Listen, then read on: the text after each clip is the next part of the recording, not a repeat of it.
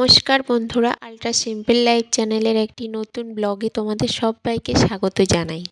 Title এবং thumbnail দেখে তোমরা বুঝেই গেছো যে আজকে আমি ট্রাভেল ব্লগ করতে চলেছি। আমার বাড়ি পূর্ব বর্ধমানের একটি ছোট্ট গ্রামে, সেখান থেকে আজ আমি রাউরকেল্লা চলে যাচ্ছি। তো সেই জার্নিটাই তোমাদের সাথে শেয়ার করব। আমি বাড়িতে এসেছিলাম 2023 সালের এপ্রিল মাসে। তো 23 সালটা চলে গেছে, 24 সালও চলে গেছে, ঈশার এখন 1 বছর বয়স হয়ে গেল। তো 25 সালে এখন আমরা যাব। ঈশা ছোট থেকে ওর মামার বাড়িতেই ছিল, মাঝখানে দুবার ওর বাড়িতে গিয়েছিল। আর ওর দাদু দিদার অবস্থা দেখো, আমার তো আর কিছু বলারই নেই। ঘড়িতে এখন মোটামুটি 7:30, গাড়ি চলে এসছে, আমরা দেখো চেপে পড়েছি, গাড়ি ছেড়ে দিয়েছে। তো আমাদের মোটামুটি 5খানা ব্যাগ হয়েছে। ঈশার মামা যাচ্ছিল আমাদেরকে হাওড়া ছেড়ে দিতে, আর ওখান থেকে ঈশার বাবা আর ঈশার ঠাম্মি উঠবে। তো আমরা 3 জনা একসঙ্গে যাব।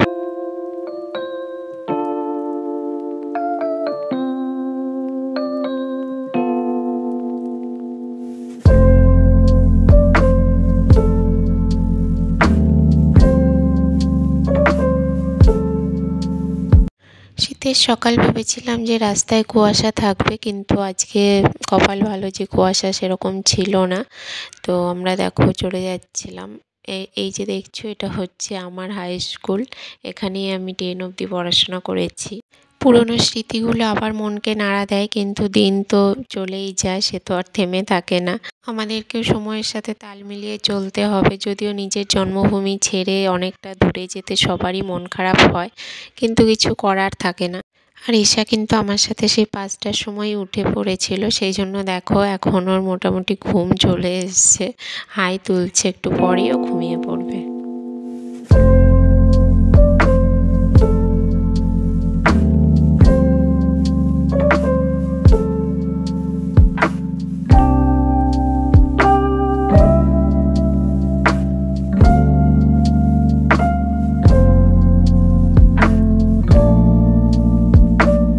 মাঠঘাট পেরিয়ে আমার চেনা ঠিকানায় ছেড়ে চলে যাচ্ছি এক অচেনা ঠিকানায়। আর এই যে ঈশা দেখো ঘুমিয়েও পড়েছে। তোর ঘুমটা একটু হলে শরীরটাও একটু ভালো লাগবে। আমরা মোটামুটি অনেকটাই দূরে চলে এসেছিলাম।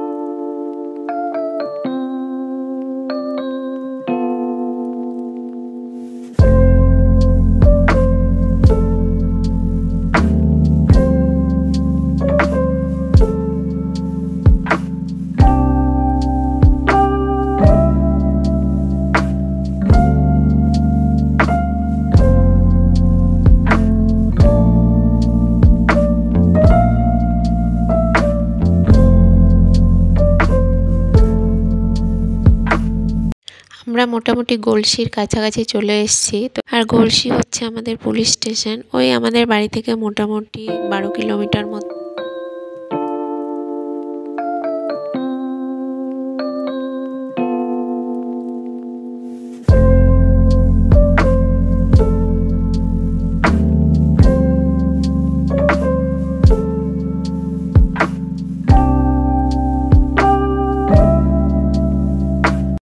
দেখো আমরা গলসিতে উঠে পড়েছি। তো NH-2 এর উপর দিয়ে আমাদের গাড়িটা যাচ্ছে।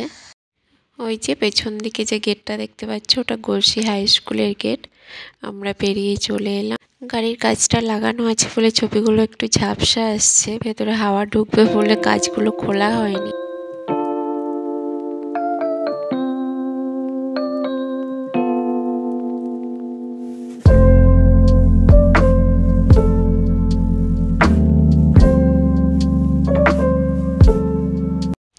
আর এই যে ঈশার ঘুম হয়ে গেছে, মনটা একটু খারাপ। ও হয়তো মনে মনে বুঝতে পারছে যে চেনা মানুষগুলোকে ছেড়ে অনেক দূরে চলে যাচ্ছে। দেখো দেখতে দেখতে আমরা বর্ধমান শহরে ঢুকে পড়েছি। এটাও আমার খুব চেনা শহর। আমরা চলে এসেছি নবাবহাটে। নবাবহাট বাস স্ট্যান্ডটা ছেড়ে চলে এলাম, এখন প্রপার টাউনে ঢুকছি। গোলাপবাগ পেরিয়ে চলে যাচ্ছি। এরপর আর কিছুক্ষণের মধ্যে আমরা স্টেশনে ঢুকে পড়বো, বর্ধমান স্টেশন। গাড়ি খুব ধীরে ধীরে যাচ্ছে, কারণ রাস্তায় প্রচুর জ্যাম আছে। এই যে দেখো রাজ কলেজ মোড়ের রাস্তাটায় প্রচুর বাস দাঁড়িয়ে আছে। আর এরপরে আমরা ঢুকে পড়লাম স্টেশনে।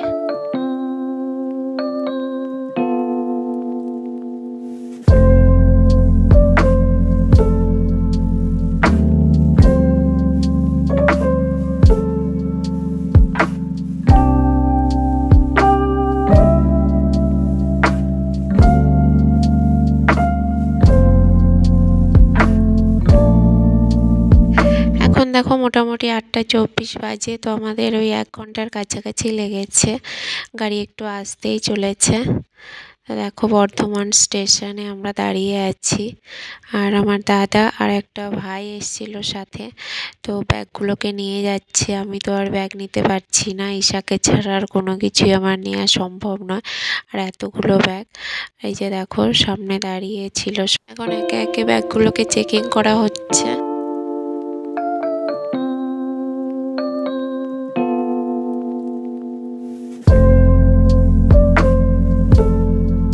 আমরা যেহেতু অনেকটাই সকালে বেরিয়েছিলাম, তো ঈশা অত সকালে কিছু খাওয়া দাওয়া সেরকম করেনি, তো সেই জন্য আমি ওকে সুজি খাইয়ে দিচ্ছিলাম ওয়েটিং রুমে বসে। আর দেখো আমরা ওভারব্রিজে চলে গিয়েছিলাম, আমরা 4-5-এর মাঝামাঝি জায়গাতে ছিলাম। আর ঈশা ওর মামার সাথে একটু খেলা করছিল, যেহেতু একটু ঘুমিয়ে নিয়েছে তাই একদম ফুল এনার্জিতে ছিল। আমরা বর্ধমান থেকে ইন্টারসিটি ধরে হাওড়ায় যাব, আর এই গাড়িটাতে ঈশার ঠাম্মি আর ঈশার বাবা আছে।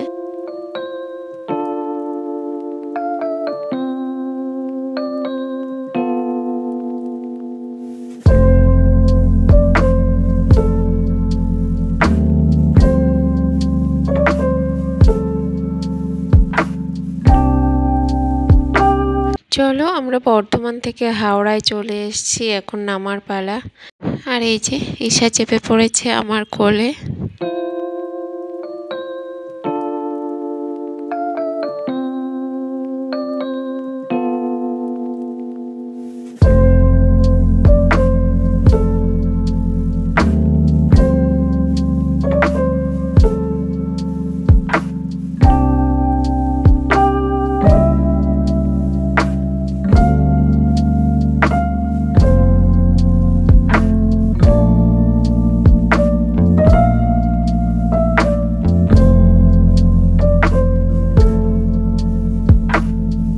আমরা চলে এসেছি নিউ প্ল্যাটফর্মে। ঈশাকে আমি একটু এখন খাইয়ে দেব, আর সবাই খেতে গেছে, আমি এখানে বসে আছি।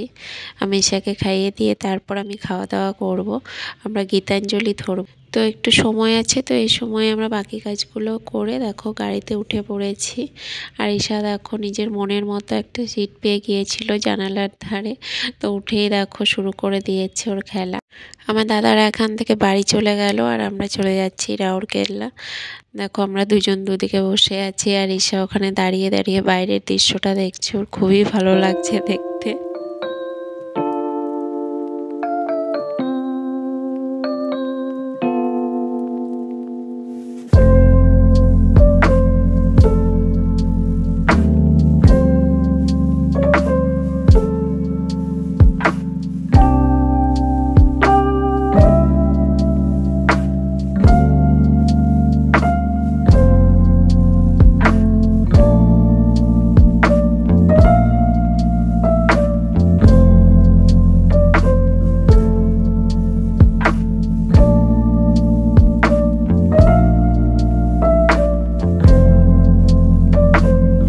আমরা দেখো খড়গপুরের কাছাকাছি চলে এসেছিলাম, আর আমার এনার্জি মোটামুটি শেষ হয়েই আসছে, কিন্তু তবুও ঈশার জন্য একটু জেগে থাকতে হচ্ছে, কিছু করার নেই।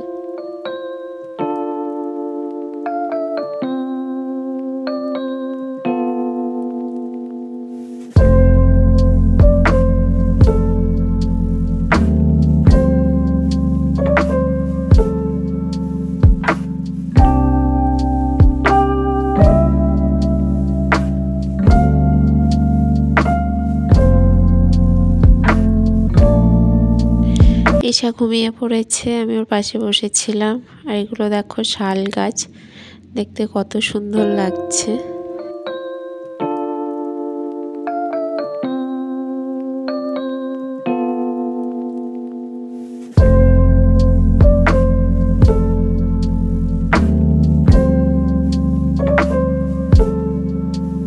আমরা ওই ধরো মোটামুটি জামশেদপুরের কাছাকাছি চলে এসেছিলাম, কিন্তু ট্রেনটা এখান থেকে প্রচুর লেট করছিল, আর একদমই বসে থাকতে ভালো লাগছিল না। প্রায় 12 ঘন্টার জার্নি, তো সেই 12 ঘন্টার জার্নিটা তোমাদের সাথে মোটামুটি 12 মিনিটে শেয়ার করছি।